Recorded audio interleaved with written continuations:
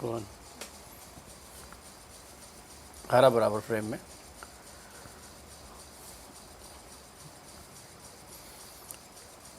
Hello learners, so let's begin today's session on spoken English speaking course। आप ये type करते हो ना गूगल पर और क्या मिलता है आपको? सब ग्रामर और दूसरा ऐसा तरीका जिससे आप ऐसा मेथड या ऐसा रास्ता जिससे आप इंग्लिश सीखने के लिए कंफ्यूज हो जाते हो या सीख नहीं पाते हो।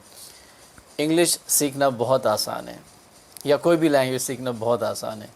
उसके लिए सिर्फ आपको एक काम करना पड़ेगा या दो चीज़ें आप कर सकते हो। एक तो आप उस लैंग्वेज के बोलने वाले एरिया में चले जाओ, कंट्री में चले जाओ या स्टेट में चले जाओ।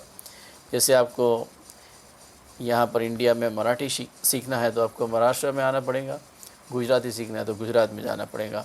लेकिन ये पॉसिबल नहीं है तो आप एक काम कर सकते हो, आप वो लैंग्वेजेस यूट्यूब पर देखकर सुनना है और उसके बाद बोलना है। ये सिंपल तरीका है किसी भी लैंग्वेज को लर्न करने का और बोलने का।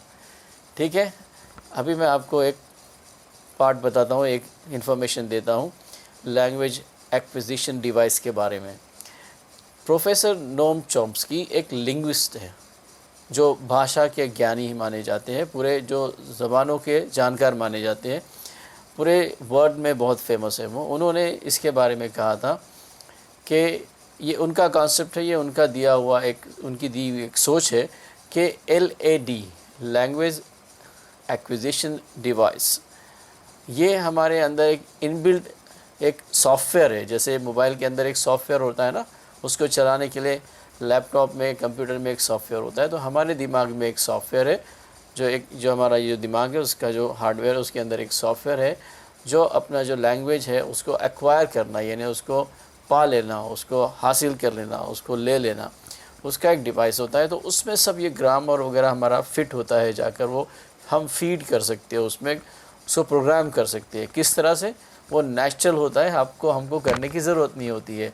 आप एक किसी जापानीज़ बच्चे को आप US में डाल दो, वहाँ पर रख दो, वो बच्चा US इंग्लिश बोलता हुआ नज़र आएगा कुछ सालों के बाद में।